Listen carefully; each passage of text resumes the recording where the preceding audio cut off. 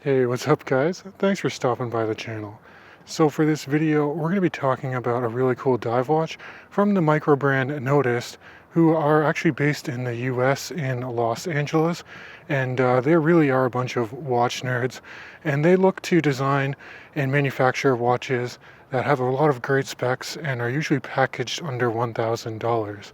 And on the wrist today, we're going to be focusing on their Avalon version 2. This watch is actually quite slim, even though it's a diver. It has a cushion case, very similar to what you would find on, say, like a Seiko Slim Turtle. So why don't we flip perspectives and you guys can actually take a close-up look at this dive watch in the studio.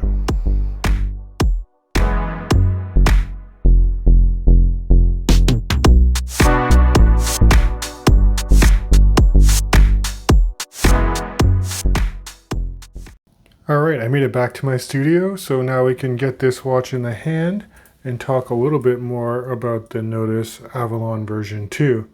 Now, before going over the dimensions and features of this watch, I just want to quickly ask, if you enjoy this content, please do consider liking the video and subscribing to my YouTube channel. It really does help me out a lot. With that out of the way, I'm going to go over the case dimensions and the fit for this watch, and then cover the things that I really like, and then some potential points for improvement as well.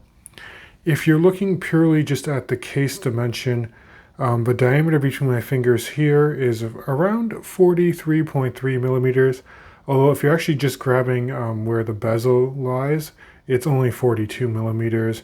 So there's a bit of a visual play there. If you flip the watch to the side, the wingspan between my thumbs here comes in at 48.5 millimeters.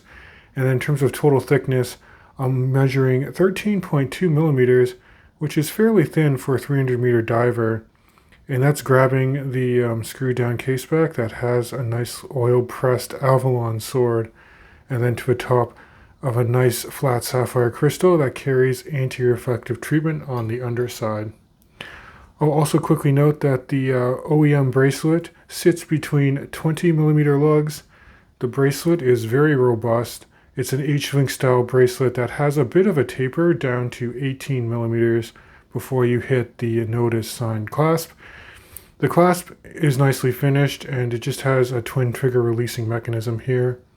You can see you got milled out swing arms here, and one of the features I really like for this price point is you're getting on the underside a push button slider that can give you incremental micro adjustment, a few millimeters in either direction, so you can really just dial in the fit of this watch.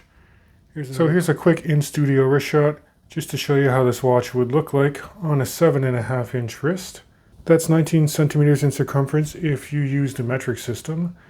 And this watch actually has a bit of heft to it. Sized up for my wrist, the combined watch head and bracelet, which are 316L stainless steel, weigh in at 168 grams. You could easily accommodate straps on this watch if you want to lighten up the load a little. It'll take pretty much any 20 millimeter strap you got. So let's talk about some of the specs that I really enjoy about this watch, and let's see what you can get for $700 US, which is the retail price for this particular timepiece. I like the visual interest of the dial, and you can get this dial in a couple of different color options, but I think this white one is really sharp with high contrast black border around the handset and the applied indices. But at a macro level, you can really see the really cool hobnail pattern that's repeating squares all across the dial. And it's executed very well. And it plays nicely against a silvery rehaut towards the periphery of the dial.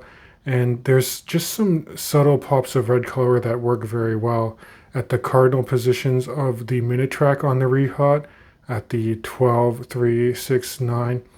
You also have a nice red printed Avalon text above the date window at the 6 o'clock, and then a splash of red for the stoplight style seconds hand that just ticks away there.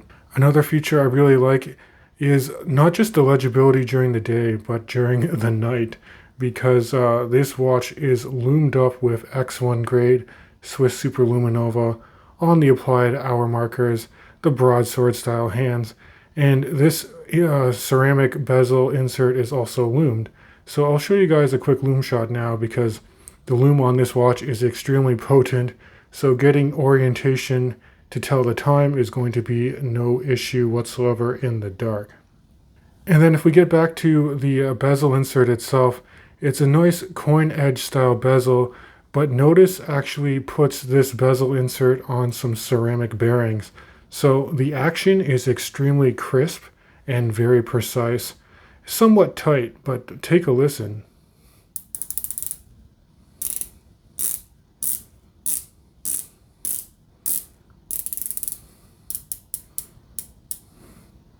And there is zero backplay, but perfect alignment on the bezel, which is really nice to see.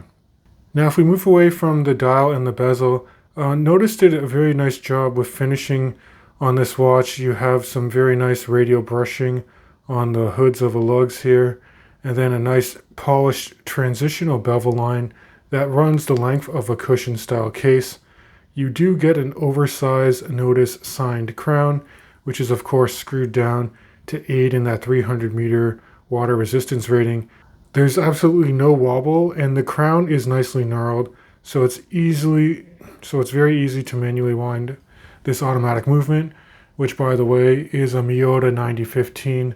That movement has 24 joules, about a 41-hour power reserve, and is regulated by Nodus to about plus or minus 8 seconds per day. In terms of potential points for improvement, there's only really some minor nitpicks that I wanted to highlight. I mean, one is the overall heft of this watch. For a cushion case diver, this watch, you definitely feel it on the wrist if you are going to wear it on the bracelet, because it is almost 170 grams. Of course, you can just throw it on a strap. And again, this just really goes to as a testament to how strongly and sturdily Nodus built this watch. So really only a minor nitpick in that regard. And while I do really enjoy the bezel action for this particular watch, it's fairly tight, and the overall grip for this coin edge bezel, which is kind of interrupted at different intervals, does make it hard to grip if you do have gloved hands or wet hands. So again, very minor nitpick, but it's something I just wanted to make you aware of. But taken together, I'm very impressed with this cushion case style diver from Nodus. At the end of the day, I really do enjoy the lume on this watch. The bracelet and clasp is first rate. The dial texture is something special.